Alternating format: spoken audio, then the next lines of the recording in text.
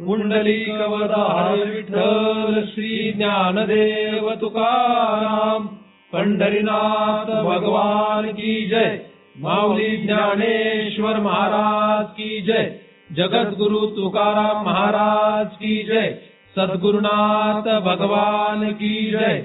हरि ओम तत्सत।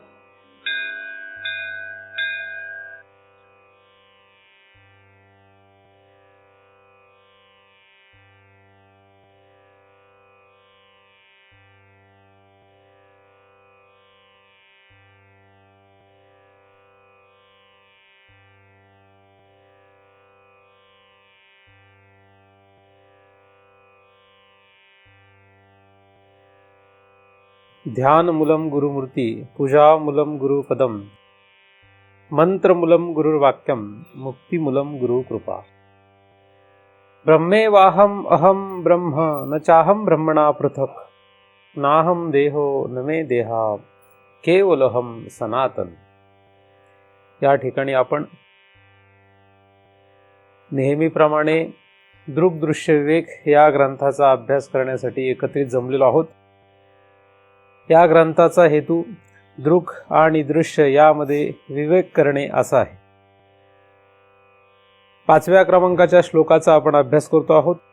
नोदेती नास्तमेतेषा, न वृद्धिम याती न क्षयम, स्वयं विभात्य थान्यानी भासयत साधनम विना। या श्लोकातील शेवटच्या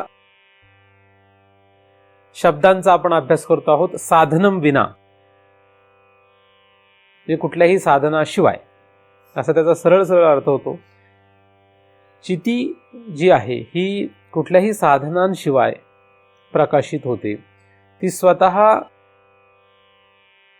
प्रकाशमान असून तिला प्रकाशन करणारा दुसरा कुठलाही पदार्थ जगात नाही, असा या शेवटच्या म्हणजे दुसऱ्या चरणाचा अर्थ आहे। आपण याचा विचार करतो आहोत। साधनांमध्ये आपण काय काय साधनं वापरतो याचा आपण विचार करतो आहोत, आणि जी साधनं आपण वापरतो त्या साधनांचं खंडन करणं म्हणजेच परमार्थ आहे। परमार्थ म्हणजे खरं काही नाही। परमार्थ म्हणजे आत्म्याची प्राप्ती किंवा भगवंताची प्राप्ती असं जरी आपण म्हणत असलो तरी सुद्धा वेदांत शास्त्राच्या सिद्धांताप्रमाणे आत्मा किंवा भगवंत हा नित्य प्राप्त आहे, म्हणून त्याला प्राप्त करण्याची गरज नाही। आता नित्य प्राप्त असलेला आपल्याला माहीत नाही, म्हणून कुठलं तरी साधनं करावी लागतात। तर या साधनांचा जो अभ्यास आहे, या साधनांचा अभ्यास करत असताना साधनांमध्येच अडकत राहणं म्हणजे संसार आहे। आणि साधनांचा शेवट होणे किंवा साधनातीत होणे, साधन संपणे, याला परमार्थ असं म्हणतात। साधन संपण्यासाठी परमार्थ करायला पाहिजे। मुळात परमार्थ करणारे लोकांची संख्या कमी आहे। परमार्थ म्हटलं की चीड येते अशी काही लोकांची संख्या जगामध्ये आहे। म्हणजे जे देव करतात त्यांच्याविषयी साधारणपणे लोकांना एक तिरस्कार असतो। अशी तिरस्कार असणाऱ्यांची संख्या जगामध्ये भरपूर दिसते, आणि अशा या लोकांमध्ये आपल्याला राहायचं असल्यामुळे यांच्यासोबत राहून परमार्थ करणं म्हणजे फारच कठीण काम आहे। जे लोक परमार्थ करतात त्यांना सुद्धा परमार्थ करावाच वाटतो असं काही सांगता येत नाही। कारण कोणाच तरी ऐकून जे परमार्थ करतात त्यांचं परमार्थ करणं काही खरं नसतं। तुम्ही या ठिकाणी जर कोणाच्या सांगण्याने येत असाल तर तुमचं न येणं योग्य आहे। या ठिकाणी म्हणजे परमार्थ करण्यासाठी कुठलीही गोष्ट दुसऱ्याच्या सांगण्यावरून तत्परतेने करू नये, कारण त्याचं काही फल मिळत नाही। दुसऱ्याने सांगितलं म्हणून करावी तर त्याला काही अर्थ नसतो। ते फक्त केलं जातं, त्याला यांत्रिकी पद्धतीने ते होतं, खरा त्याच्यामध्ये भाव राहत नाही। आणि भगवंत जो आहे तो भाव सहित असल्यामुळे, किंवा भाव असेल तरच भगवंत असल्यामुळे, किंवा भाव या शब्दावर भगवंत आहे हे लक्षात घेतलं तर आपल्याला भाव निर्माण होणं गरजेचं आहे, किंवा भाव असेल तरच आपल्याला हरी प्राप्त होऊ शकतो हे लक्षात घेणं गरजेचं आहे। परमार्थ करण्यासाठी बळच प्रवृत्त होऊ नका। जे काही आपण करतो आहोत ते नीट करा, म्हणजे आपोआपच परमार्थाकडे याल. कोण काय म्हणेल याचा विचार करण्यापेक्षा आपल्याला काय वाटतं हे महत्वाचं आहे. तुम्ही या ठिकाणी जर येत असाल तर खरंच या. फक्त जर टाइमपास म्हणून येत असाल तर येऊ नका, कारण की याला फल काही नाही. कारण आपण मग भलत्याच दिशेला कुठल्या तरी दिशेला जाण्याची शक्यता आहे. या ठिकाणी या शब्दाचा अर्थ परमार्थामध्ये असं मी म्हणतोय. या ठिकाणी म्हणजे या घरामध्ये असं म्हणत नाहीये, किंवा या जागेवर असं म्हणत नाहीये. परमार्थ या ठिकाणावर जर कोणाला यायचं असेल तर त्याने स्वतःहून यावं. स्वतःहून वाटलं तर यावं, नाहीतर येऊ नये. ज्ञानमार्गाचं जे साधनं आहेत, ही साधनं आणि बाकीच्या परमार्थामध्ये असलेली साधनं यात फरक आहे. कर्म, उपासना आणि योग यामध्ये जी साधनं आहेत ती साधनं निराळी, आणि ज्ञानमार्गामध्ये जी साधनं आहेत ती निराळी. ज्ञानमार्गामध्ये प्रमुख साधन आहे श्रवण. जर आपण श्रवण केलं तरच तरुण जाणार आहे, हे लक्षात ठेवा. आपल्याला तरुण जाण्यासाठी फक्त उपाय आहे श्रवण. आणि श्रवण जर साधन आपण सोडलं तर आपलं काही खरं नाही. श्रवणासाठी काहीही करावं. श्रवण हे षडलिंगयुक्त असावं. श्रवण करण्याच्या आधी सांगणाऱ्याचा आणि ऐकणाऱ्याचा दोघांचाही अधिकार असावा. दोघं जर योग्य अधिकारी असतील तर त्याला फल नक्की तयार होतं. त्यातल्या एकाचाही अधिकार डळमळला तरी सुद्धा फल तयार होणार नाही. परंतु ज्ञानमार्गामध्ये मात्र श्रवण हेच साधन सर्वश्रेष्ठ आहे. श्रवण हे साधन महत्वाचं आहे. आता ज्ञानमार्गाचं श्रवण हे साधन असल्यामुळेच आपण नियमाने श्रवण करत असतो. दुसरं काही नाही केलं तरी चालेल, पण श्रवण मात्र नक्की करावं. जगातल्या कुठल्याही साधनांना जी किंमत नाही ती किंमत श्रवण या साधनाला आहे. ज्ञानमार्गामध्ये फक्त 4च साधनं आहेत. एक श्रवण, दुसरं मनन, तिसरं निधिध्यास आणि चौथं तत्त्वम पदार्थ शोध. एवढीच 4 साधनं आहेत. याच्या व्यतिरिक्त तुम्ही जगातले कुठलंही साधन करा. एक अख्खी पृथ्वीवरून तुम्ही धन एखाद्याला दान करा, त्याला किंमत नाही आहे. ते साधन कमी प्रतीचं आहे. तुम्ही तीर्थयात्रा करा, त्याला काही किंमत नाही. ते कमी प्रतीचं साधन आहे. साधन नाही असं नाही, ते काय कमी प्रतीचं साधन आहेत. तर जगामध्ये अशी इतकी साधनं आहेत की ती साधनं करण्यामध्ये धन्यता मानू नका. श्रवण करायला मिळतंय का? श्रवणापासून आपण वंचित राहतोय का? श्रवणाच्या ऐवजी दुसरंच काहीतरी करतोय का? याचा विचार जर आपण करत राहिलो तर मग आपल्याला नक्कीच अडचण येणार नाही. ज्ञानमार्गामध्ये आपल्याला काय करावं लागेल? श्रवण या साधनावर लक्ष द्यावं लागेल. श्रवण केल्याने आपलं भलं होऊ शकतं. श्रवण हे योग्य शास्त्राचं आणि योग्य मार्गदर्शकाकडून केलं तर ते जास्त योग्य राहील.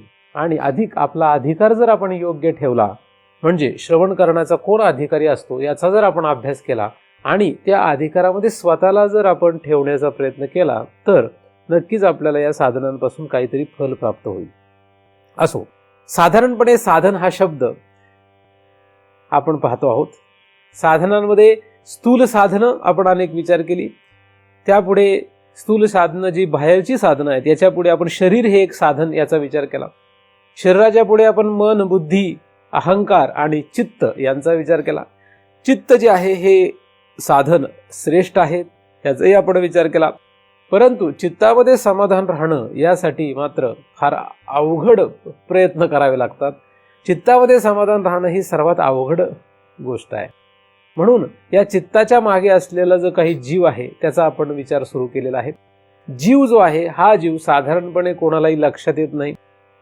जीव हा जगातला सर्वात फसवणारा असा एक पदार्थ आहे, जो स्वतःला फसवतोच पण दुसऱ्यालाही सदैव फसवत राहतो. त्याला म्हणायचं जीव. जीव म्हणजे फसवणारा असं त्याची व्याख्या केली तरी काय हरकत नाही. सदैव फसवत राहतो. आणि ज्या दिवशी या जीवाने स्वतःला फसवायचं सोडून दिलं त्या दिवशी तो पवित्र व्हायला लागतो. स्वतःला फसवण्याचं सोडून द्या, तो पवित्र होत जातो. जो कोणी स्वतःला फसवणं सोडेल तो काय होईल? पवित्र होईल. ही साधकाची स्थिती आहे. साधकाने हे पाळावं लागेल. आता धर्मशास्त्रामध्ये जे काही पवित्रता आहे ती निराळी आहे आणि वेदांत शास्त्राची जी पवित्रता ती निराळी आहे. धर्मशास्त्र पवित्रता कशाला म्हणतं? धर्मशास्त्र म्हणतं तुम्ही ज्या ठिकाणी राहता ते ठिकाण कसं आहे, तुम्ही जे शरीर घेऊन फिरता ते शरीर कसं आहे, म्हणजे त्याला 3 वेळा आंघोळ घालता का, सोवळं नेसता का, गंध टिक्का लावता का, म्हणजे शरीर, बाहेरचं जगत आणि मन, बुद्धी या सगळ्यांचा विचार धर्मशास्त्रामध्ये पवित्रताची व्याख्या करण्यासाठी होतो. ज्ञानमार्गामध्ये मात्र यांचा विचार नाहीये खरं तर, पण लोकांना हे माहीतच नाहीये. शास्त्रामध्ये कुठे त्याचा अभ्यास नाहीये. पवित्र म्हणजे काय हे कळत नाहीये. तुम्ही कुठेही राहत असू द्या, तुमचं शरीर आंघोळ केलेलं असू द्या किंवा नसू द्या, तुम्ही ब्राह्मण असू द्या किंवा शूद्र असू द्या, स्त्री असू द्या किंवा पुरुष असू द्या, तुमचं मन चांगलं असो किंवा वाईट असो, याचा विचार वेदांतात नाहीये. वेदांतामध्ये जीवावरून त्याची परीक्षा केली जाते. हा जीव कसा आहे, या जीवाला काय वाटतं, हा जीव कसा राहतो, हा जीव किती लबाडी करतो, त्याच्यानुसार त्याची पवित्रता वेदांत शास्त्रात ठरते. आणि वेदांत शास्त्रामध्ये जीव हेच प्रमुख साधन आहे. कारण वेदांतामध्ये खरं जर कोणाला हाताळायचंय तर ते कोणाला हाताळायचंय, परमार्थ करायचं ठरला तर वेदांताच्या दृष्टीने जर आपण पाहू लागलो तर जीव हे एकमेव साधन आहे. जीव हा एकमेव आपल्याला या मार्गामध्ये उपयोगाला येतो.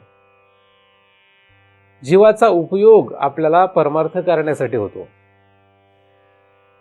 जीवीची आवडी पंढरपुरा नेहीन घोडी, म्हणजे जीव या ठिकाणी वापरण्यात येणार आहे. स्थूल सूक्ष्म शरीर नाही, बाह्य पदार्थ नाही, ते आहेत की नाही याचा विचार नाही दिसत तिथे. तिथे कशाचा विचार आहे? जीव आहे की नाही याचा विचार दिसतो. जीव जो आहे तो जर परमार्थासाठी आपण वापरू शकलो तर आपला फार मोठा फायदा होईल. आणि हा जो जीव आहे हा जीव मात्र कशामध्ये गुंतलेला आहे? फसवण्यामध्ये, एकमेकाला फसवण्यामध्ये हा गुंतलेला आहे. म्हणून त्याने प्रयत्नपूर्वक एकमेकाला फसवणं बंद केलं पाहिजे, दुसऱ्याला फसवणं बंद केलं पाहिजे.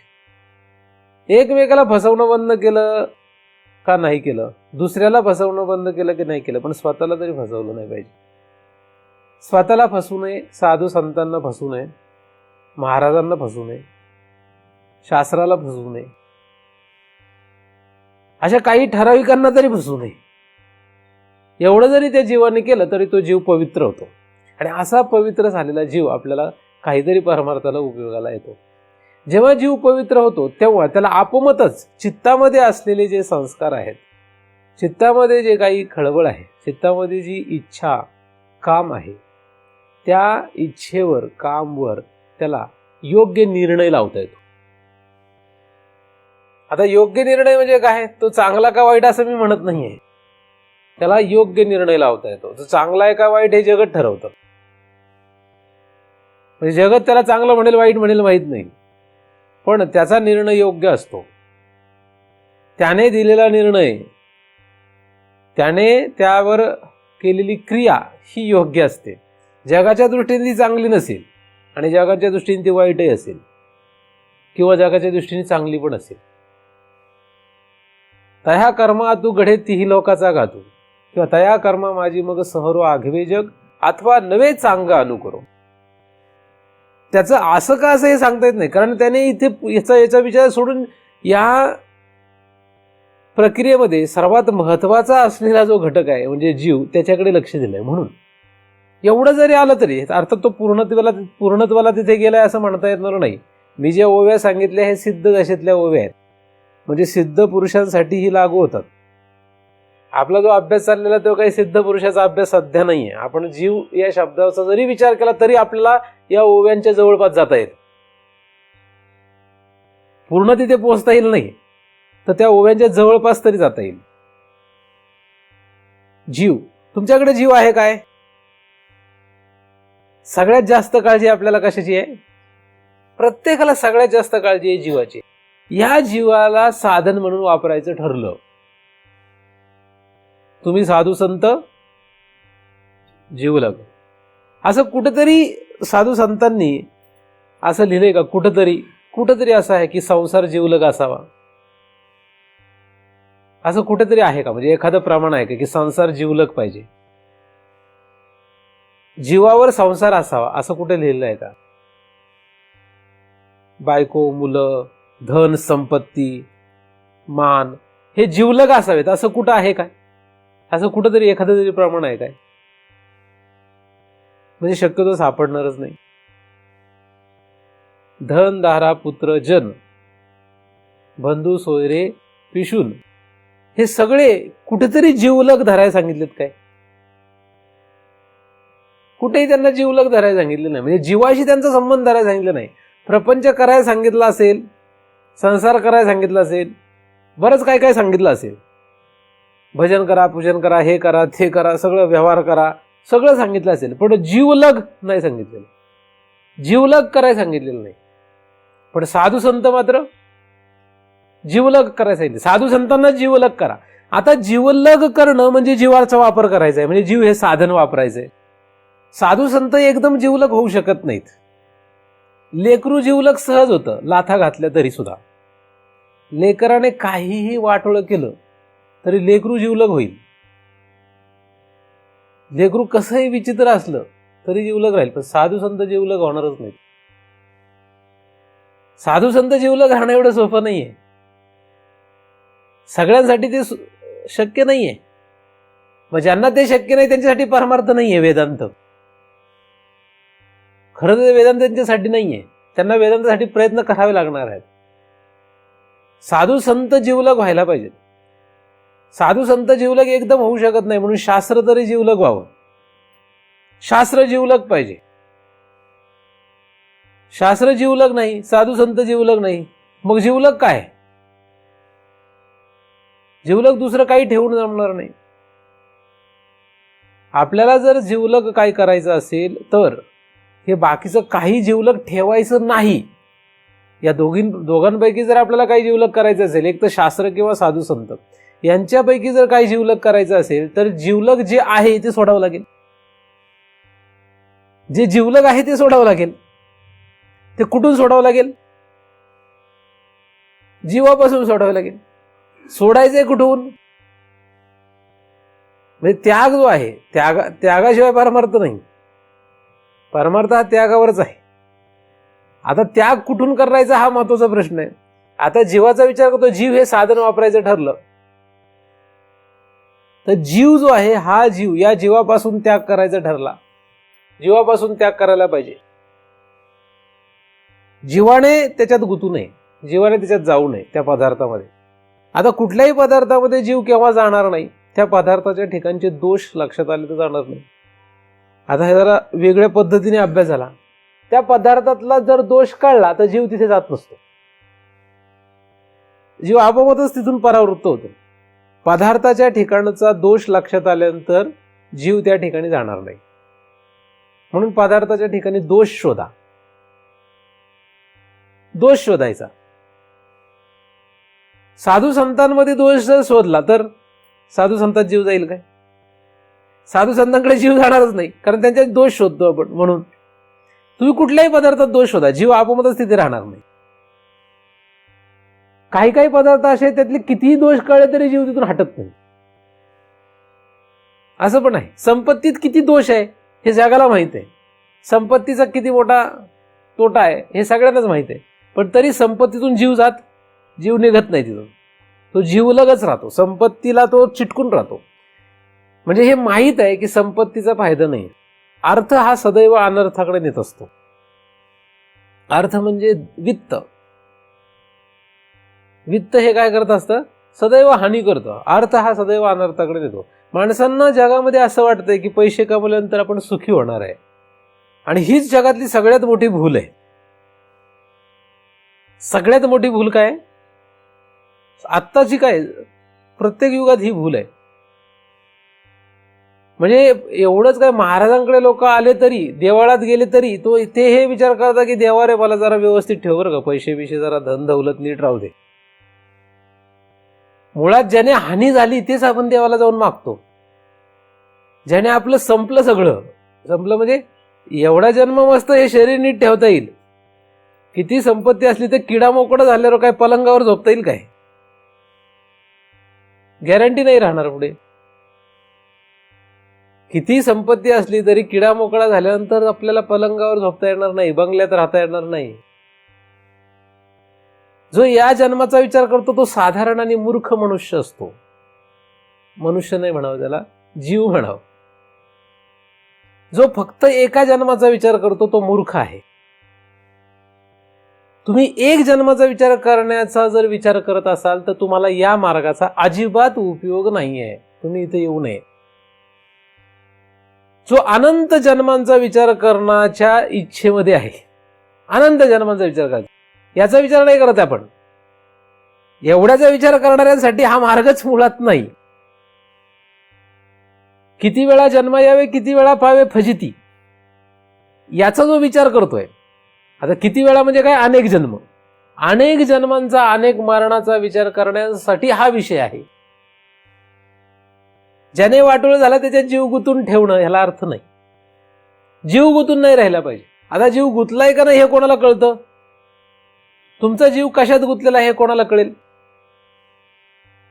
बऱ्यापैकी आपल्याला स्वतःलाच कळतं, पण बऱ्याच वेळा कळत नाही, बऱ्याच वेळा कळतही नसतं, बऱ्याच वेळा कळतं, बऱ्याच वेळा कळत नाही. आता जीव त्याच्यात गुंतू नये यासाठी काय करावं लागेल? जीव त्याच्यातून काढता तर येत नाही. तर एक प्रक्रिया अशी आहे की त्याच्यामध्ये काय करावं आपण? त्याच्यातले दोष शोधावे. आता दोष शोधल्याने त्यातला जीव निघत असतो, पण तो पूर्णतः निघेल का नाही हे सांगता येत नाही. तो तेवढ्या पुरता निघेल. याला दुसरा पर्याय काय? या जीवाने जे आहे ते कशाला तरी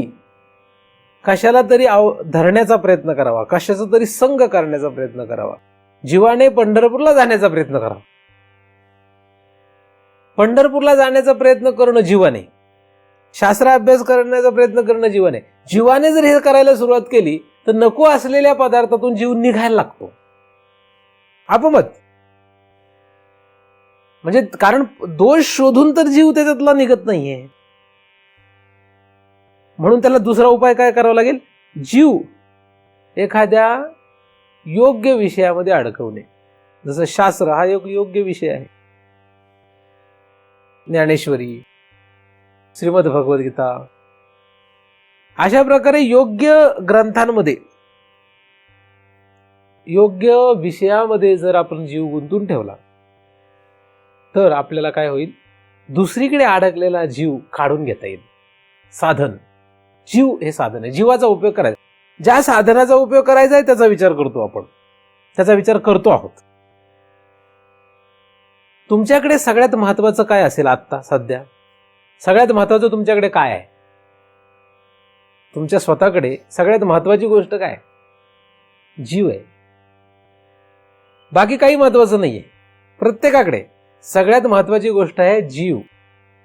हा जो जीव आहे, हा जीव सगळ्यात महत्वाचा असल्यानंतर याचा उपयोग कसा करावा हे कळायला पाहिजे. कारण आपल्याकडे जो महत्वाचा पदार्थ असतो त्याचा उपयोग कसा करावा हे कळायला लागतं. एखाद्याकडे एखादा महत्वाचा पदार्थ आहे पण त्याचा उपयोग कसा करावा हे त्याला जर कळत नसेल, म्हणजे एखाद्याकडे हिरा आहे पण त्या हिऱ्याचा उपयोग कसा करावा हे कळत नाही, तर त्याला काही अर्थ नाही. कारण त्याला हिरा हा पदार्थाचा जर उपयोगच करता आला नाही तर त्या हिरा या पदार्थाचा त्याला महत्व कळत नाही म्हणा. तर नुसतं महत्व कळत आहे पण त्याला उपयोग करता येत नाही म्हणा. त्याचप्रमाणे आपल्या शरीरामध्ये जीव आहे, या जीवाचा जर काय उपयोग करावा हे कळत नसेल तो उपयोग काय? जीवाचा उपयोग कसा करावा, पैशांचा उपयोग कसा करावा, शरीराचा उपयोग कसा करावा, मनाचा उपयोग कसा करावा, बुद्धीचा उपयोग कसा करावा, या सगळ्यांचा कसा उपयोग करावा हे सुद्धा आपल्याला कळत नाही. हे सुद्धा कळायला अवघड जातं. नक्की या सगळ्यांचा उपयोग कशासाठी करायचा आहे? मग या सगळ्यांचं जरा बाजूला ठेवू. आपण ही साधनं बाजूला ठेवतोय. आता आपण विचार करतो जीवाचा. तुमच्याकडे असलेला पैसा तुम्ही महाराजांना द्यावा की नाही द्यावा, का मुलाबाळांसाठी खर्च करावा, का कोणाला तरी दान करावा, का विहिरीत टाकून द्यावा, का समुद्रात फेकून द्यावा, तुमच्याकडचे असलेल्या पैशाचा विनियोग कसा करावा, हा तुमचा प्रश्न आहे. पण तुमच्याकडे असलेल्या जीवाचा उपयोग कसा करावा, हाही तुमचाच प्रश्न आहे. पैशाचा विनियोग कसा करावा याच्याबद्दल मी काही सांगत नाही. आता तुमच्याकडे असलेल्या जीवाच्या बाहेरच्या कुठल्याही पदार्थांचा उपयोग कसा करावा हे तुमचं तुम्ही ठरवा, पण जीवाचा उपयोग कसा करावा याचा मात्र आपण विचार करणार आहोत. जीव, आता उपयोग करायचा म्हटल्यानंतर जीव प्रथम आपला, आपण जागा झाल्यानंतर जो जीव येतो बाहेर, जागा झाल्या जीव बाहेर येतो. आधी कुठे असतो? झोपल्यावर आत असतो. जसं जागा होतो तसा जीव बाहेर येतो. आणि जीव बाहेर आला की सगळ्यात पहिलं कशावर लक्ष जातं? लगेच नाही, जरा जागा झाला, नीट जागा झाला की मग जीव कशावर लक्ष देतो? सर्वप्रथम तुम्ही तुमचा जीव जो आहे तो जागा झाल्या काय पाहतो? समजा तुम्ही जागे झाले, आता एक दुसऱ्या रीतीने सांगतो, कारण तुम्ही काय पाहता हे तुम्हाला लक्षात येत नसेल म्हणून दुसऱ्या रीतीने सांगतो. तुम्ही झोपलेले आहात कुठे? तुमच्या घरामध्ये.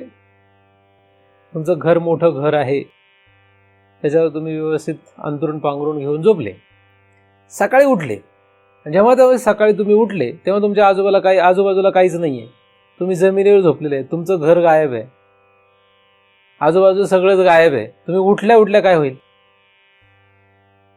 रोज जे उठल्यानंतर खरं उठायला 5 मिनिट लागतात, आता काय होईल? खरं उठायला किती मिनिट लागेल? रोज खरं उठायला किती वेळ लागते? उठल्यानंतर 5 मिनिट लागतात खरे उठायला. पण आता जर उठले आणि बघितलं आजूबाजूला काय नाही, की कुठल्या तरी कोरड्या जमिनीवर तुम्ही पडलेले आहात, आजूबाजूला घर नाही, काय नाही, सगळं उद्ध्वस्त झालंय. आता उद्ध्वस्त झालंय असं समजलं, काहीच नाही, म्हणजे सगळं लुटलंय तुमचं सगळं आजूबाजू. आता किती वेळात जीव जागा होईल? 1 सेकंदातच जागा होईल जीव. म्हणजे तुम्ही रोज उठल्यानंतर सगळ्यात पहिल्यांदा काय बघता बरं? काय बघत असतो आपण? सगळ्यात उठल्या सकाळी काय बघतो आपण? सगळं जागेवर आहे की नाही? म्हणजे जीव कशात गुंतलेला आहे? सगळ्यात पहिल्यांदा दर्शन कसलंय आपलं? आणि मग हे सगळं जागेवर आहे का? मग हात घेतात पुढं, मग ते कराग्रे वसते काय लक्ष्मी, मग तिथे सुद्धा हे सगळं टिकून ठेवावं. मग देवाचं नाव घेतो, सगळं नीट ठेवलंय बाबा तू, बरं झालं. जागा झाल्यानंतर, आपल्या जागा झाल्यापासून तो झोपेपर्यंत आपण फक्त आपला जीव जो आहे तो फक्त ह्याचाच विचार करत राहतो. स्थूल बाह्य पदार्थ, स्थूल शरीर, फार कधीतरी गरज पडली तर सूक्ष्म शरीराचा माणूस विचार करतो, अन्यथा करत नाही. ज्याचं सगळं मजेत चाललेलं आहे तो कधीच विचार करत नाही, मनाचा, बुद्धीचा, कशाचा विचार करत नाही. आपण अंतर्मुख कधी होतो? प्रत्येक मनुष्य अंतर्मुख कधी होत असतो? जेव्हा बाहेरच्या जगण्यामध्ये काहीतरी कारणाने आघात होतो. अनेक कारण असतात त्याला, कोणाला काय कारण असेल सांगता येत नाही, प्रत्येकाचं कारण निरळ आहे. जगण्यामध्ये जेव्हा कुठेतरी आघात होतो तेव्हा मनुष्य अंतर्मुख होतो, म्हणजे मनाकडे, बुद्धीकडे पाहायला लागतो, अंतःकरणाकडे पाहायला लागतो. तिथपर्यंत तो आतमध्ये बघतच नाही. तो म्हणजे कोण? जीव. या संबंधाने जीवच बाहेर जगत असतो. म्हणजे जीव हे जे साधन आहे हे आपण कशासाठी वापरतोय नक्की? जीव या साधनाचा उपयोग कशासाठी करतोय आपण? बाह्य जगतामध्ये जगण्यासाठी जीव हे साधन आपण वापरतो. मग हे जीव हे साधन जे आहे हे चितीच्या प्राप्तीसाठी वापरणार कधी? मेल्यावर. जीवाचा उपयोग चितीच्या प्राप्तीसाठी करायला पाहिजे, कमीत कमी जीवाचा तरी. शरीराचा नाही करत, पैशाचा करत नाही, बुद्धीचा करत नाही, मनाचा करत नाही, जीवाचा तर करायला नको. जीवाचा उपयोग करायला पाहिजे का नाही? मग जीवाचा उपयोग जर दुसरीकडे करत असो तर तिकडे कसा करता येईल? ज्या जीवाचा आपल्याला चितीच्या प्राप्तीसाठी उपयोग करायचा आहे हा जीव कळायला तर नको का? नाही का? तुम्हाला जर म्हटलं या टेबलवर ठेवलेले सफरचंद कापा, तर तुम्ही काय म्हणणार? अनोळखी ठिकाणी तुम्ही आहात, तुम्ही लगेच सफरचंद कापाल का? कापायचं ठरलं तर काय पाहिजे? सुरी पाहिजे. म्हणजे सुरी हे साधन असल्याशिवाय सफरचंद कापता येत नाही. म्हणजे सुरी नावाचं साधन आधी शोधावं लागेल. सफरचंद दिसतंय, सांगतो सफरचंद कापा म्हणून, पण सुरी दिसत नाही. मग तुम्ही काय म्हणणार? कापा म्हटल्यानंतर तुम्ही असं कापू शकत नाही, तुम्हाला सुरी आणणे अपेक्षितच आहे, नाही का? सुरी पाहिजे. सुरी जर नाही तर तुम्ही कापू शकत नाही सफरचंद, सुरी किंवा तत्सम काही असो. कापण्यासाठी काहीतरी धारदार वस्तू पाहिजे, त्याने तुम्हाला त्या सफरचंदाला कापता येईल. म्हणजे ते साधन जर आपल्या समोर नसेल तर आपल्याला ते शोधावं लागेल. मग ते सुरी कुठे आहे ते बघावं लागेल, कुठे ठेवलेली ते शोधावं लागेल, ती मग घेऊन मग त्याचा वापर करावा लागेल. त्याचप्रमाणे हे जीव नावाचं जे साधन आहे हे जर वापरायचं असेल तर त्याचा उपयोग करून घ्यावा लागेल. जर करायचं असेल त्याचा उपयोग कुठे करतो याचा विचार करावा लागेल. जीव या साधनाचा उपयोग काय करायचा आणि काय करतो? जीव हे साधन आपल्याला वापरायचे परमार्थासाठी, आणि जीव हे साधन आपण कुठे वापरतोय याचा फक्त आपण विचार करतोय. सध्या आपण जीव सदैव जागा झाल्यापासून झोपेपर्यंत बाह्य जगतामध्ये वापरत राहतो. डोळ्याने आपण माणसं पाहतो, आपल्याला लक्षात राहतात. डोळ्याने माणसं पाहतो. आपण काय पाहतो? डोळ्याने माणसं पाहतो. डोळ्याने माणसं पाहून जर ते लक्षात राहिली तर बुद्धी आणि मनाने काम केलेले म्हणून समजायचं. पण जीवाने लक्षात ठेवू नये त्यांना. म्हणजे जीवाचा उपयोग तिथं करायचा नाही. आता जीवाचा उपयोग कसा होतो बघा. एखादी स्त्री आहे, ती तिच्या मुलाला पाहते आणि शेजारच्याही मुलाला पाहते. आता दोन्ही मुलं तिने कशाने पाहिलेत? डोळ्याने पाहिलेत. फक्त डोळ्याने पाहिले का? आता ती समजा स्त्री कुठेतरी एकदम दूर ठिकाणी गेली, बाजारात गेली समजा, आणि त्या ठिकाणी पुन्हा ती दोन मुलं तिला दिसली. कुठली? तिचं मूल आणि दुसऱ्याचं मूल. आता पुन्हा ती त्या मुलांना पाहते. मुलांना पाहता क्षणी कुठून पाहते? डोळ्याने पाहते. फक्त डोळ्याने पाहते काय? मग मनबुद्धीने पण पाहते. तिला कळतं की हे मूल कोणाचं आहे? हे माझं आहे. आणि हे मूल कोणाचं आहे? हे शेजारचेच आहे. बरोबर आहे? शेजारचीचं मूल आणि माझं मूल असं तिला लक्षात येतं. म्हणजे कोणी यांची पाहिलं? ते बुद्धीने पाहिलं, बुद्धीने सांगितलं, डोळ्याने पाहिलं, बुद्धीने पाहिलं. आता शेजारच्याचं मूल मात्र जीवाने पाहिलं जात नाही. शेजारचं मूल जीव पाहतो का? नाही. शेजारच्याचं मूल जीव पाहत नाही, स्वतःचं मूल मात्र जीव पाहतो. एकच स्त्री दोन वेगवेगळे पदार्थ कसे पाहते? पहिल्यांदा डोळ्याने दोघांसाठी समान आहे, बुद्धीने दोघांसाठी समान आहे, पण जीवामध्ये मात्र फरक आहे. फरक कुठे पडतोय? काही काही लोकांचा बुद्धीमध्ये पण फरक पडतो. बेचा पाडा आहे. कितीचा? बेचा पाडा. बे के बे, बेदुने 4, बेत्रिक 6 आपल्याला मास्तर शिकवतात. आता मास्तरने सांगितलं बे के बे, बेदुन 4, बेत्रिक 6, बेचोक 8, बेपंचे 13. हे सगळं शिकवलं आपल्याला. आपण ऐकलं का नाही? चुकीचं आहे का बरोबर आहे? चुकीचं आहे. मग किती आहे? बेपंचे 10. 28 गुणिले 27 किती आहेत? 28 गुणिले 27 कोणाला तरी सांगता येते? बेपंचे 10 सगळ्यांना सांगता येते, पण 28 गुणिले 27 कोणी सांगू शकत नाही. लगेच नाही सांगू शकत. काहींनी कॅल्क्युलेशन केलं असतील, थोड्या वेळाने सांगतील ते, नाही का? बरं 53 अधिक 20 किती झाले? बघा, अजून काही लोक अजून गणितच करतायत डोक्यात. काय होतंय एक्झॅक्टली? काय होतंय याच्यात? काय होतंय काय? कान तर सगळ्यांचीच ऐकतायत. 53 अधिक 20 सगळ्यांच्या कानाने ऐकलं, पण 2-3च लोक आहेत त्यांनी लगेचच विचार केला 73. बाकीचे लोक अजूनही विचार करत असतील 73 कसे आलं बरं? 50 मग आकडे मोजायला 1 2 3 4 50 आणि मग परत अर्थ चुकलं 1 2 3 4 50 परत तिथेच 50वरच राहते नाही की नाही. असं होतं का? कारण बुद्धी काम करत नाही. म्हणजे कुठलाही विषय जेव्हा असतो, कुठल्याही विषयामध्ये ज्या साधनांचा उपयोग करायचा आहे त्यावेळेस सगळीच साधनं वापरता येतीलच असं नाहीये. जसं लेकरू जे आहे या लेकरासाठी मात्र जीवापर्यंत वापरलं जातं सगळं. डोळे म्हणजे स्थूल शरीर, मन बुद्धी म्हणजे सूक्ष्म शरीर आणि जीव सुद्धा वापरला जातो. पण दुसऱ्याच्या लेकराला मात्र जीव वजा होतो आणि गणितासाठी बुद्धी पण वजा होते. गणित असेल तर बुद्धीच जिथं त्या गणित विषय घेत नाही, जीव कसा घेईल? गणित बुद्धी पण घेत नाही, जीव घेण्याची तर लांबचीच गोष्ट आहे. पण चमचमीत खायला दिलं तर, समजा जर चमचमीत पदार्थ ठेवला आणि त्याच्याऐवजी एकदम आळणी जेवण ठेवलं, 2 पदार्थ ठेवले, जीव कुठला घेतो?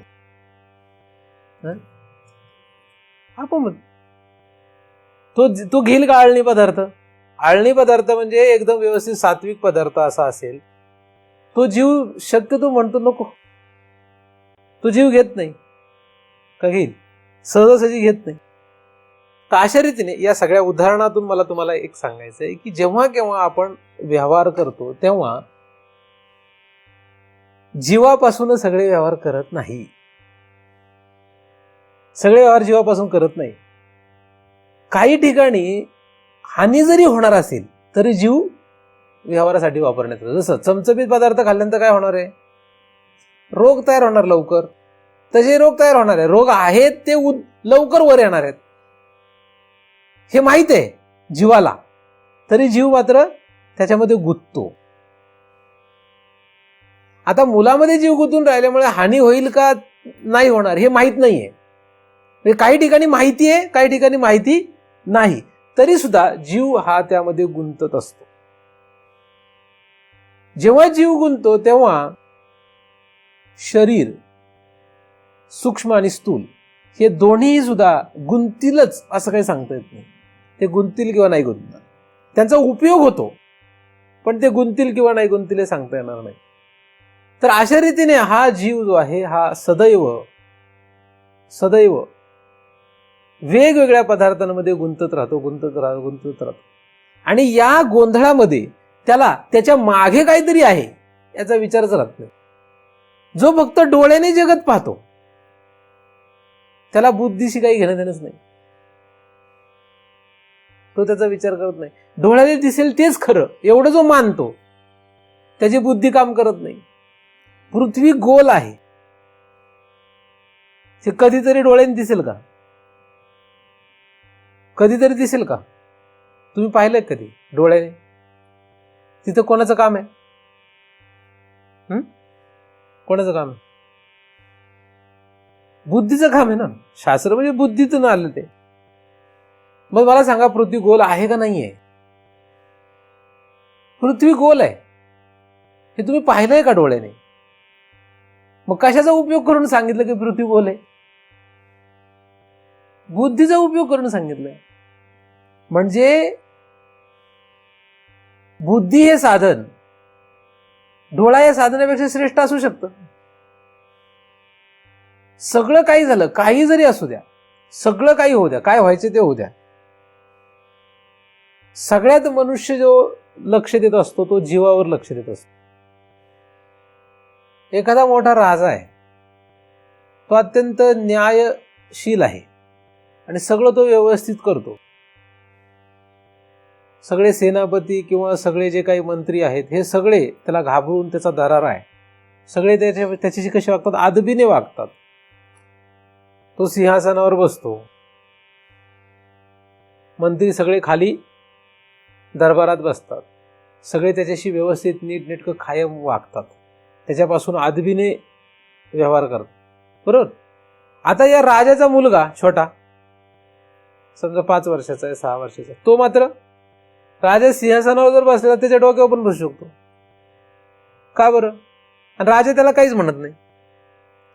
पण एखादा मंत्री आला आणि त्याने जर त्याला मुजरा केला नाही तर राजा त्याला काय करेल? शिक्षा देईल. असं का होतंय? कारण राजाचा आणि त्या मुलाचा संबंध कुठला आहे? जीवाचा संबंध आहे. म्हणून जेव्हा जीवाचा संबंध असतो तेव्हा सगळं माफ आहे. आई मुलाला सगळं माफ का करते? आई मुलाचं काय पाहत असते? पाप का पुण्य? धर्म का अधर्म? गोरा का काळा? ठेंगणा का उंच? आई मुलाकडे कशाने बघते? प्रेमळ आहे का क्रोधिष्ट आहे? कशाने बघते? हे काय बघते का? नाही बघत का? बघते का नाही बघते? बघते का नाही बघते? बघते, पण नाही बघत. बघते पण नाही बघत. आई मुलाच्या पाप पुण्याकडे बघत नाही. आई मुलाच्या चांगल्या वाईटाकडे बघत नाही. आई मुलाच्या धर्म अधर्माकडे बघत नाही. आई मुलाच्या उंच ठेंगणेपणाकडे बघत नाही. आई मुलाच्या दयाळूपणाकडे क्रोधिष्ठपणाकडे बघत नाही. आई मुलाच्या कुठल्याही द्वंद्वाकडे बघत नाही. का? साधन काय आहे? जीव. मग साधू संतांकडे कसं बघावं? साधन आहे ते. जेव्हा अशी जीवाची स्थिती होते, जेव्हा असं तुम्ही पाहायला शिकाल, अख्ख्या जगाकडे असं बघणं फार अवघड आहे. अख्ख्या जगाकडे असं बघता येईल का? नाही. म्हणून पहिल्यांदा वेष्टीने सोडावं लागतं गणित. नंतर अख्ख्या जगाकडेच द्वंद्व रहित बघावं लागतं. ही तर उच्च परमोच्च स्थिती आहे. अख्खं जगत द्वंद्व रहित आहे. मुलगा जसा द्वंद्व रहित आहे, तर अख्खं जगत द्वंद्व रहित करण्यासाठी एवढं सोपं नाही. म्हणून आपण काय करतोय? पहिल्यांदा मुलाकडे नाही, साधू संतांकडे, शास्त्राकडे द्वंद्व रहित अवस्थेतून बघता आलं पाहिजे. महाराजांना म्हणावं का महाराज फार क्रोधिष्ट आहेत का प्रेमळ आहेत? प्रेमळ का क्रोधिष्ट? पाहावं की नाही पाहावं? महाराजांकडे पाहायचं ठरलं. महाराजांचे द्वंद्व धर्म पाहावेत काय? लेकराचे बघत नाही, मग महाराजांचे का बघावे? साधं गणित आहे ना. लेकराचे बघत नाही, मग महाराजांचे बघावेत का? बघाव की नाही बघावे? मग नसतील का? लेकरामध्ये असून बघत नाही, असून बघत नाही, मग महाराजांमध्ये असले तरी बघू म्हणजे कुठून व्यवहार झाला? साधू संतांकडे कुठून बघावं? जीवलग व्यवहार करण्यासाठी कसं झालं पाहिजे? जीवलग करायचंय का? असं आहे जीवलग करण्यासाठी. नाहीतर बघायचं तुकोबाचं काही खरं नव्हतं बरं का. काही काही लोक म्हणतात तुकोब, बाकी सगळं व्यवस्थित होतं तुकोबांचं, पण ते आपल्याला काही पटलं नाही. त्यांनी काही नीट संसार केला नाही, काही जमलं नाही त्यांना. ज्ञानदेवांचं सगळं बरं होतं, पण काही 21 वर्ष समाधी त्यांनी घ्यायला नको, ते काय आपल्याला पटलं नाही बा. म्हणजे आपण काय करतो? त्यांचे द्वंद्व सगळं शोधत राहतो. काहीतरी आपण काय करतो? लेकरामध्ये काही नाही काहीच बघत नाही लेकरामध्ये, इतक्या सहजपणे. मात्र आपण ज्यांना कोणाला मानतो त्याच्यामध्ये मात्र सदैव द्वंद्व पाहत राहतो. पाप पुण्य, धर्म अधर्म, चांगलं वाईट हे शोधत राहतो. कारण का? आपला व्यवहार कुठून नाहीये? आपलं साधन काय नाहीये? आपलं जीव हे साधन नाहीये. म्हणजे आनाबाबांकडे बघताना कसं बघतो? द्वंद्व ठेवून. आणि म्हणून इतकी हालत होते, सांगतो सोयी नाही. लेकराकडे बघाल का? असं नाही बघत. मग साधू संतांकडे बघावं का? असं बघता येत नाही. बघू नये हे सामर्थ्य लागतं, एवढं सोपं नाहीये. असा जीव शरीरामध्ये तयार करणं हे फार अवघड आहे. अनाबाबा होते, माझ्याकडे बघा. आता माझ्याकडे तुम्ही जीवाकडून पाहायचं ठरलं. कुठून पाहायचंय? आता द्वंद्व रहित म्हणजे जीवलग मला करायचं ठरलं तर काय करावं लागेल तुम्हाला? लेकराचं उदाहरण घ्या आणि माझ्याकडे बघा. तुमचं लेकरू स्पष्टपणे नाही बोललं, स्पष्टपणे म्हणजे बोबडं बोललं, तरी तुम्हाला किती आनंद होतो का नाही होत?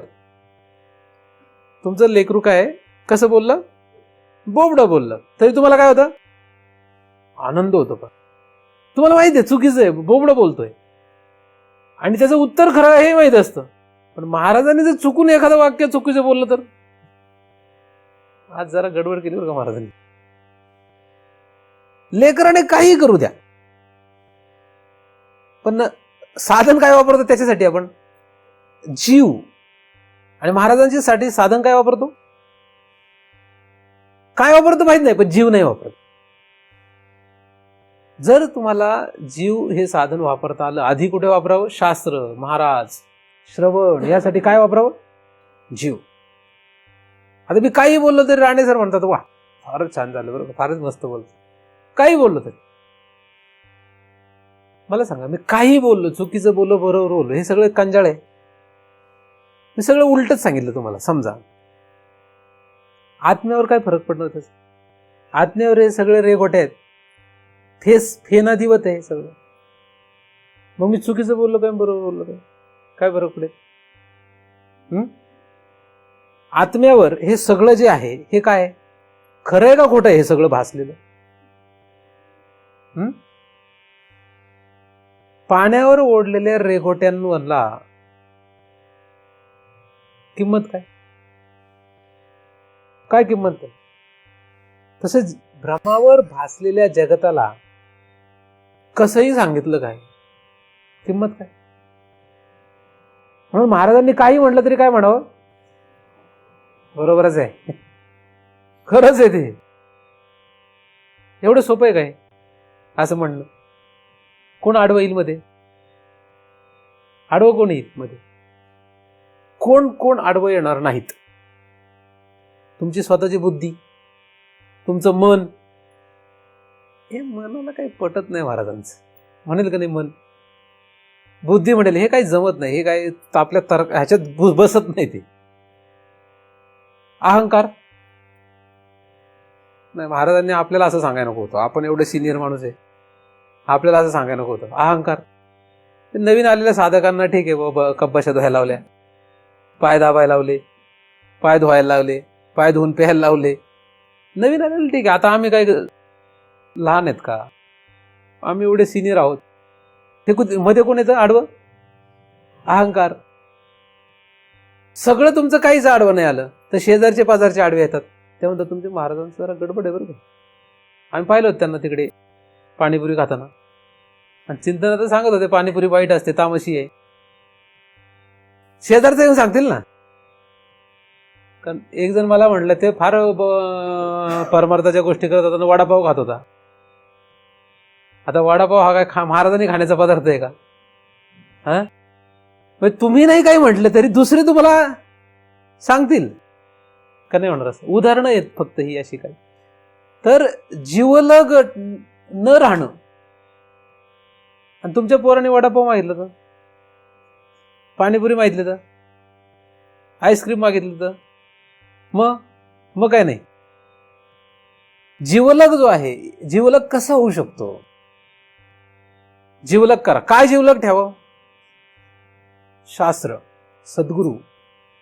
शास्त्र सद्गुरू जीवलग पाहिजे, साधू संत जीवलग पाहिजे, ज्ञानदेवांवर अशी श्रद्धा पाहिजे, ज्ञानदेव असे जीवलग असावे. ज्ञानदेवाविषयी आपल्याला काही कळलं तरी जीवलग राहावं. काही कळू द्या, काही कळू. ज्ञानदेवांविषयी काय पाहिजे? जीवलगपणा पाहिजे. लेकरू आणि साधू संत असं कम्पेअर करत राहायचं फक्त. मग तुम्हाला लक्षात येईल, तुम्ही आपोआप जीवलग राहाल. किती सोपं काम आहे का नाही आहे? आता तुम्हाला जर माझ्याविषयी काय कळलं तर काय अडचण येईल का काही? म्हणजे समजा मी वडापाव खाल्ला, भजी खाल्ली, असं जर कळलं तर तुम्हाला काय अडचण आहे काही?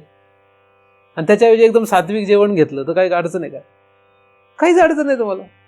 मी पॅन्ट शर्ट घालून फिरलो काय, धोतर घालून फिरलो काय अडचण होईल का? काहीच अडचण नाही का? होईल अडचण काय? जीवलग असेल तर होईल का काही अडचण? नाहीतर नक्की अडचण होईल. मी तुम्हाला रागावलो काय, नाही रागावलो काय, अडचण कशाने होईल काय? याची परमउच्च स्थिती गाठता आली पाहिजे जीवलगची. जसं जसं जीवलग आपण परमउच्च जातो तेव्हा काय होईल काय नक्की? या साधनाचा उपयोग पुढे काय होणार काय नक्की? याचा परिणाम काय? ठीक आहे, जीवलग करायचं ठरलं. हे साधन तुम्हाला एकदम सोपं सांगितलं, एकदम सोपं काम, एकदम सोपं काम सांगितलं. म्हणजे बापाच्या तोंडात जरी लगावली पोरांनी तरी बापाला कसं वाटतं? अजून एक मार बरं इकडं म्हणतो का? प्रेमाने इतकं बरं वाटतं त्याला, आपल्याला प्रसादच दिला असं वाटतं. आणि महाराजांनी एक शब्द जरी बोलला, लगावली नाही समजा, तरी सुद्धा काय वाटेल, आता ह्या महाराजाचं तोंड आपल्याला परत पाहायचं नाही. होईल का नाही असं? हे ऐकायला सोपं आहे हो, करण्याला अवघड आहे. ऐकायला फार सोपं आहे, ऐकायला बरं वाटेल, करताना फार अवघड आहे. पण समजा एखादा करू शकला आहे, जोपर्यंत या जीवाला तुम्हाला साधन करता येणार नाही तिथपर्यंत तुम्हाला वेदांताचा प्रवेश होऊ शकत नाही. तुम्ही वेदांत किती ऐकलेला असू द्या, जर तुम्ही हे साधन केलं त्याचा परिणाम काय होईल? पहिले तुम्ही जीवावर याल. जीवावर येणं फार अवघड आहे. कुठे आलं पाहिजे आपण? आपण एखाद्याला राग आला तर काय म्हणतो? एखाद्याबद्दल राग आला तर आपण काय म्हणतो? जीवावर आली माझ्या, असं म्हणतो का नाही? जीवावर येणं कधी होत असतं? कधी होत नाही ते. एखाद्या दिवशी एकदम राग आला म्हणजे एकदम उच्च स्थिती येते. शक्यतो जीवावर येणं हे सोपं नाहीये. जीवावर राहणं हे सोपं नाहीये.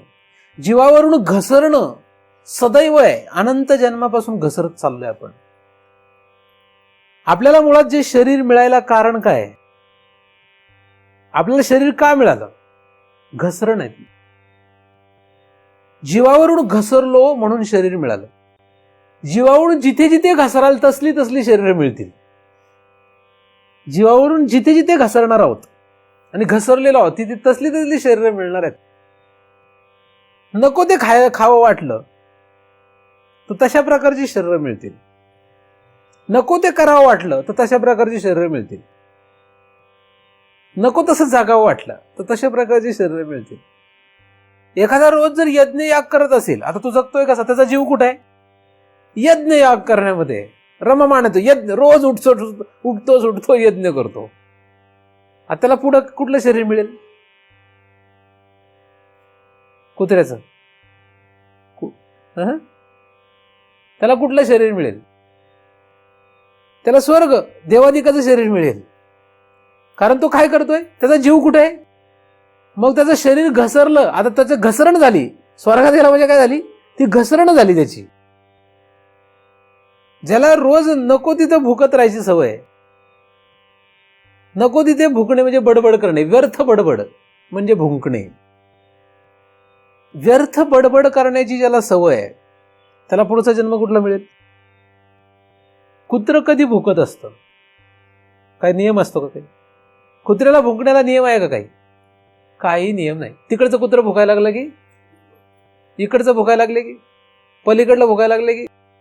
असं जो मनुष्य आहे हा बडबड करायला लागला की हा सुरूच होतो. 2 माणसं जमा झाली की बघा, 3 माणसं जमा झाली की बघा, एकाने फक्त सुरू करायचं असतं. मी बऱ्याच वेळा फक्त काय करतो, माझ्या शेजारी आलेल्या माणसाला फक्त सुरू करून देतो, मग मी गप्प राहतो, ते बडबड करत राहतो. तसं आहे, पलीकडलं कुत्रं एकदा भुंकलं ते एकदाच भुंकतं आणि हा मात्र अर्धा तास भुकत राहतो. अशांना पुढे काय होतं? कुत्र्याचा जन्म. तुम्ही फक्त गंमत म्हणून, आता तुम्हाला लक्षात आलं मी सांगितलेलं, त्यामुळे काय करा, गंमत पण फक्त का तुम्ही कुठे एखादी 2 माणसं 3 माणसं गोळा झाली की फक्त उभे राहा, तुम्हाला लक्षात येईल कसे भुंकतायत. आणि आता तुम्हाला ती माणसं कुत्र्यासारखी दिसायला लागतील. त्यांचे चेहरे तुम्हाला काय दिसायला लागतील? तुम्हाला लक्षात येईल की ही माणसं पुढच्या शरीरामध्ये कुत्र्याचे जाणार आहे असं दिसेल तुम्हाला. का?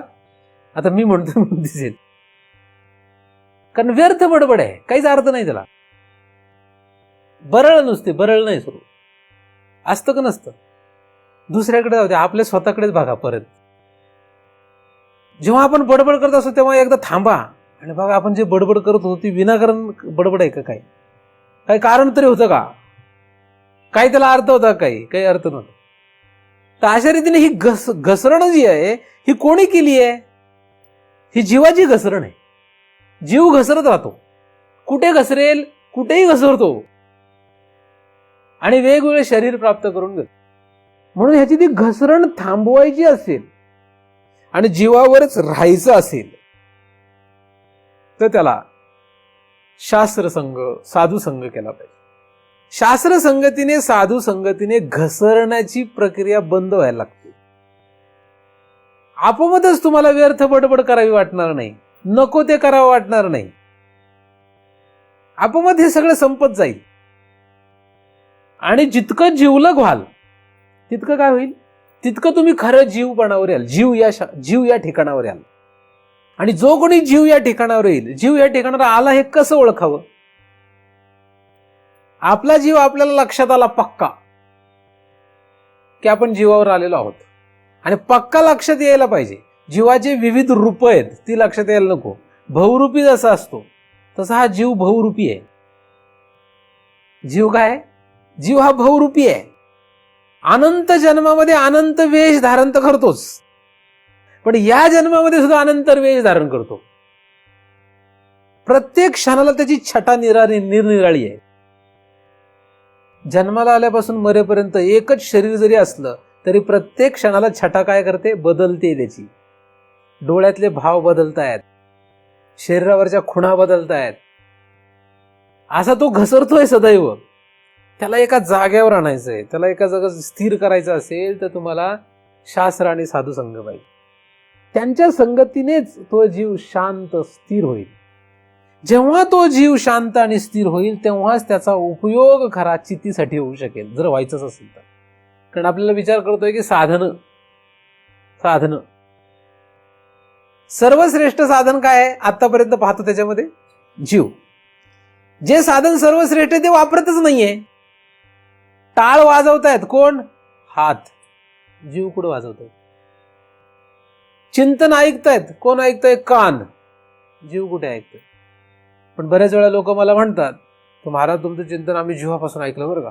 अनोळखी व्यक्ती पण येऊन म्हणतात. त्यांना मग मी सांगत असतो मी जीवापासून सांगतो ना म्हणून.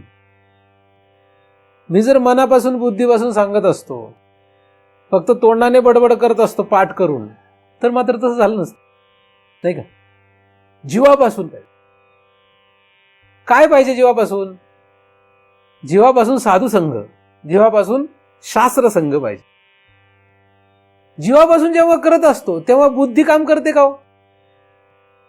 मग ज्ञानेश्वरी वाचताना बुद्धीने काम करावं काय? करावं की नाही करावं? ज्ञानेश्वरी जर आपण जीवापासून वाचू लागलो तर बुद्धीने काम करेल का नाही?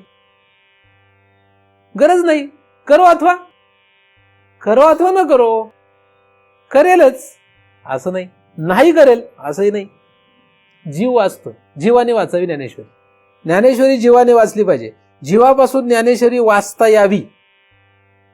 बुद्धीपासून वाचणारे खूप आहेत जगात, ते PhD मिळवतात. आपल्याला काय PhD मिळवायची काय? ते डॉक्टरेट झाले, ते महाराज होतात मोठमोठे. आपल्याला काय महाराज व्हायचे काय? ज्ञानेश्वरी जीवापासून वाचता आली पाहिजे. आणि जेव्हा जीवापासून वाचता येते तेव्हा लक्षात राहील का? लक्षात ठेवणं काम जीवाचं आहे का? लक्षात कोण ठेवतं असतं आपल्या शरीरामध्ये? लक्षात ठेवण्याचं काम कोणाचं आहे? अंतःकरणाचं आहे. ते अंतःकरणामध्ये लक्षात राहत असतं ना. म्हणजे अंतःकरणामधला बुद्धी आणि चित्त इंद्रिय या दोघांचा संयोग नीट राहिला की मग ते लक्षात राहतं. तिथे गडबड झाली की लक्षात राहत नाही. बुद्धीने किंवा मनाने किंवा चित्ताने कोणीतरी गडबड केली किंवा अहंकाराने गडबड केली की विसरून जातं, लक्षात नाही राहत, नाही का? आणि आपण म्हणतो मग ह्याची बुद्धी जागेवर नाही, ह्याला लक्षात राहत नाही. म्हणजे हे लक्षात ठेवणं काम कोणाचं आहे? आपल्याला काय लक्षात ठेवायचं? काही लक्षात ठेवायचं नाही. आपल्याला ज्ञानेश्वरीतली एकही ओवी लक्षात ठेवायची नाही का? ठेवायची. पण आपला प्रयत्न काय? लक्षात राहावी. आपल्या लक्षात ठेवण्यासाठी काही करू नका. बरेच लोक मला सांगतात काय जरा महाराज करा काहीतरी, लक्षात राहू द्या आमचे पण काहीतरी. म्हणजे मीच लक्षात ठेवत नाही, तू काय लक्षात ठेवून करतोस? अख्खी ज्ञानेश्वरी लक्षात राहिली. 9035 ओव्या, उपयोग काय? 9035 ओव्या लक्षात राहिल्या, तशाच तशा शब्द इकडचा तिकडचा बरोबर, उपयोग काय? सांगता येईल दुसऱ्याला, त्याच्या पलीकडे काय? एकही लक्षात नाही राहिले तरी चालेल, 9035 ओव्या लक्षात राहिल्या तरी चालेल. लक्षात राहो अथवा न राहो हा आपला उद्देश नाही. जीवापासून ज्ञानेश्वरी वाचता यावी. आणि जीवापासून कसं वाचता येईल यासाठी मुलाचं उदाहरण आपल्याकडे आहे, नाही का? मुलाशी जसा व्यवहार होतो त्याचप्रमाणे जर ज्ञानेश्वरीशी आपण व्यवहार करू शकलो. ज्ञानेश्वरी हा एक उदाहरण म्हणून मी ग्रंथ सांगतोय. कुठलाही ग्रंथ वाचताना जीवापासून वाचा. आणि जीवापासून वाचतोय का नाही हे कळेल का नाही आपल्याला? मी असं म्हणतच नाही की तुम्ही वाचत नसाल. वाचतच असणार. तुम्हाला लक्षात येईल की आता आपण जीवापासून वाचतोय, आणि लक्षात येईल आता हे जीवापासून नाही वाचत आहे आपण. का येतं का नाही असं लक्षात? येतं का नाही येत? येतं लक्षात की आता हे जीवापासून वाचतोय. जसं लेकरावरचं प्रेम जीवापासून आहे हे लक्षात येतं ना, तसं ज्ञानेश्वरी वाचताना ही जीवापासून वाचली का नाही हे लक्षात येतं का नाही? का नाही येत? कधीच येत नाही लक्षात. येतं. चिंतन ऐकलं तर जीवापासून ऐकलं का नाही लक्षात येतं का नाही? 100% होईल असं नाही. 1%, 2%, 10%, 50% असं कितीतरी होईल. पण जीवापासून जेव्हा होतं तेव्हा जीव हे साधन आपण वापरत असतो. जीव हे साधन आपण वापरतच आहोत, फक्त ते आपल्याला आता जीवावर येण्यासाठी योग्य ठिकाणी वापरायचं. आणि एकदा का तो जीव आपल्या हातात आला, असं करत करत ही प्रक्रिया करत करत जर आपण जीवापर्यंत येऊ शकलो, म्हणजे जीव या साधनावर खऱ्या रीतीने येऊ शकलो, की मग त्या जीवाला आपल्याला चितीच्या शोधासाठी किंवा चिती काढण्यासाठी त्याला वापरता येईल का नाही याचा विचार करायचा. पण कधी? जेव्हा आपण जीवावर आलो. आता मी जीवावर आहे असं म्हणावं येऊन. काय म्हणायचं? महाराजांना म्हणायचं की आता मी कुठे आहे? आता जीवावर आहे. आता तुम्ही सांगा, या जीवाने, हे जीव साधन आहे ना, या जीवाला कसं ब्रह्म करायचं, म्हणजे कसं चिद्रूप किंवा कसं चितीला जाणून घ्यायचं हे तुम्ही आता मला सांगा. पण कधी म्हणावं?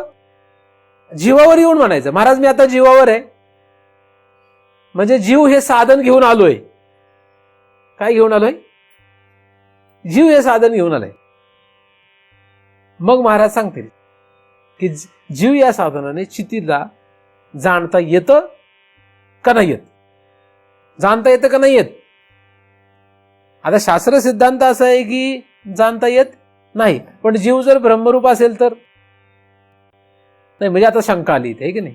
इथून पुढे शंकेचा विषय करा. इथून पुढे खरी भ्रांती आहे. भ्रांती जी आहे, भ्रम जो आहे तो इथून पुढे खरा. इथून पुढे म्हणजे एवढं थोडासाच भ्रम आहे. भ्रम मोठा नाहीये, भ्रम एकदम छोटा आहे. काय भ्रम आहे? काय भ्रम आहे? आपण ब्रह्म नाही. काय भ्रम आहे? एवढाच भ्रम आहे. मी ब्रह्म नाही, मी देव नाही, मी भगवंत नाही, या चराचराला अधिष्ठान असलेलं तत्व जे आहे ते मी नाही, हा भ्रम आहे. पण तो भ्रम आता आहे काय? आता तो भ्रम नाही आपल्याला. आपल्याला भ्रम काय? तो भ्रम राहिलाय का आपला? तो भ्रम नाही. आता आपल्याला भ्रम आहे मी काय? मी स्त्री आहे, मी पुरुष आहे, मी प्रेमळ आहे, मी क्रोधिष्ठ आहे, हा भ्रम आहे आपला. आणि खरा भ्रम हा आहे का? खरा भ्रम काय? हा विपरीत भाग पुढे. खरा भ्रम काय? खरा भ्रम आहे मी ब्रह्म नाही. आणि हा कोणाशी संबंधित? जीवाशी संबंधित आहे. खरा भ्रम इथे सुरू होतो, म्हणजे वेदांत खरा इथे सुरू होतो. तुम्ही जर म्हणत असाल की मी स्त्री आहे, मी पुरुष आहे, मी प्रेमळ आहे, मी क्रोधिष्ठ आहे, मी पापी आहे, मी पुण्यवान आहे, तुमच्यासाठी वेदांत नाही. शुभ अशुभच्या गोष्टी तुम्ही करताय. तुम्हाला शुभ अशुभच्या गोष्टी करताय का? अरे तुमच्यासाठी हा विषय नाही.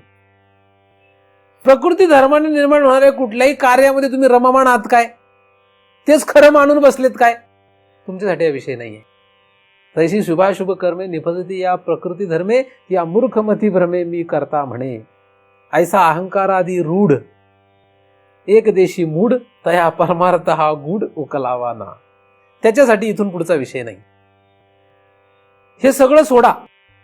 आता शुभ नाही ना अशुभ नाही, पौर्णिमा नाही ना अमावस्या नाही, पूर्व नाही पश्चिम नाही, दक्षिण नाही उत्तर नाही, तुळस नाही ना औदुंबर नाही, आळंदी नाही बाणेर नाही, काशी नाही आणि पंढरपूर नाही.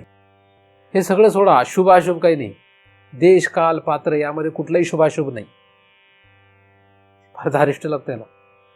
ऐकायला धारिष्ट नाही लागत. काय काय नाही तर ऐकायला धारिष्ट लागतं. तुम्हाला आता माझ्या बोलण्याची सवय झाल्यामुळे कोडगे झालेत कान. धारिष्ट लागतं अंगात उतरायला. घाबरू नका. घाबरण्याचं काय कारण आहे? काय लागलं तर पाप महाराजांना लागेल ना. भीती आहे ना. कोप होईल, पाप लागेल, ही भीती आहे. काय लागेल ते महाराजाला लागेल. महाराजाचं उद्ध्वस्त होते सगळा. काय फरक नाही पडत आपल्याला. कफल्लक झाला, फकीर झाला महाराज, चालतं. लोकांना भीती असते, महाराजांचं बोलणं ऐकणं बरं आहे, त्यांच्यासारखी स्थिती नको व्हायला. खायची वांदे, राहायचे वांदे, ऐकण्यापुरतं बरं वाटतं. पण ही आपली अवस्था अशी झाली तर आपलं घर गेलं, सगळंच गेलं, सगळंच काळाच्या ओघात गेलं, तर ही भीती असते जीवाला आतमध्ये. तुम्ही ऐकायला जे येत आहे ही भीती बाळगून येत आहे तुमच्या आतमध्ये. ही जी भीती आहे ही सदैव आहे की या काळाच्या ओघात महाराजांच्या सांगितलेल्या ऐकल्यामुळे हे सगळं गेलं तर. विचार करून बघा, नवरा गेला, बायको गेली, संपत्ती गेली, घर गेलं, काहीच नाही आपल्याकडं. आता मी म्हणतोय ते तुम्हाला आतमध्ये भीती सदैव रुजलेली आहे. राहणार कुठं? आग कोण लावणार? उचलायला लोक कोण येणार? एवढ्या भीती आहेत का नाही? मग कसलं जीवलग आलाय काय आलंय? भ्रांती कुठे आहे? भ्रांती ती लांबची आहे, आपल्याला भ्रांती निराळीच आहे. आपल्याला पाप पुण्याची भ्रांती आहे, धर्म अधर्माची भ्रांती आहे, स्त्री का पुरुष याची भ्रांती आहे, चांगलं का वाईट याची भ्रांती आहे. या सगळ्या भ्रांती आहेत आपल्या. आणि वेदांत मात्र काय सांगताय? वेदांत वेगळी भ्रांती सांगताय. वेदांत सांगताय आपण ब्रह्म नाही असं वाटणं ही भ्रांती, हीच खरी भ्रांती आहे. आपला आपण पेया विसरू जो धनंजया, आपला आपण पेया विसर जो धनंजया, तेच रूप या अज्ञानास. हेच ते अज्ञानाचं. अज्ञान म्हणजे अविद्या, अविद्या म्हणजे जीव, आणि जीव म्हणजे आपण जो विचार करत होतो. म्हणून याचा संबंध जीवाशी आहे. जर तुम्हाला या जीवावर म्हणजे या भ्रांतीवर यायचं असेल, या साधनावर यायचं असेल, तर तुम्हाला जीवलग कोणाला करायला लागेल? शास्त्र आणि सद्गुरू, शास्त्र आणि साधू संत. शास्त्र आणि साधू संतांना जीवलग करा, याच्या व्यतिरिक्त कोणाला जीवलग ठेवू नका. असं जर करता आलं, शक्य झालं, तरच पुढे जाता येणार आहे. नाहीतर पुढे जाता येण्याचा प्रश्न येत नाही. तुम्हाला फक्त ऐकता येईल, ऐकण्यामध्येच गंमत वाटेल. श्रवण हे साधन जरी आपण करत असलो तरी श्रवणाचा अर्थ श्रवण करणे एवढा नसून श्रवणाचा अर्थ तत्सम पदार्थ शोध लागण्यापर्यंत आहे. म्हणजे श्रवणाचं फल तत्सम पदार्थाचा शोध होवा यामध्ये आहे.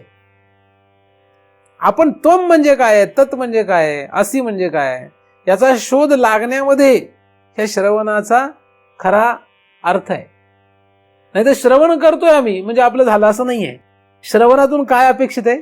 त्वम आणि तत् यांचं ऐक्य,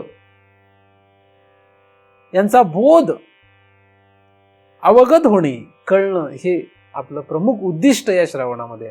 तुम्हा सर्वांना जीवलग काय असावं हे खरंच जीवाला लक्षात यावं. त्यासाठी योग्य असलेलं जे काही साधन असेल, जे काही असेल, ते तुमच्याच्याने व्हावं. त्या दिशेने तुम्ही प्रयत्न करावा. सर्व परिस्थिती अशी, काळ असा जुळून यावा, पात्र असं जुळून यावं की जेणेकरून तुम्हाला जीवलग साधुसंतच व्हावेत. आणि साधू संतांनी सांगितलेलं वचन, शास्त्र हे तुम्हाला जीवलग असावेत, जेणेकरून तुम्ही जीवावर येऊन त्या जीवाच्या द्वारे ब्रह्म हे साध्य गाठायचं की नाही गाठायचं, कसं गाठावं, म्हणजे चिती प्राप्त करावी की नाही, कशी करावी, याचा बोध तुम्हाला होण्यासाठी मदत व्हावी, अशी त्या साधू संतांच्या चरणी प्रार्थना करतो. त्यांच्या कृपेने निर्माण झालेले चिंतन त्यांच्या चरणी अर्पण करून येथेच पूर्ण विराम देतो.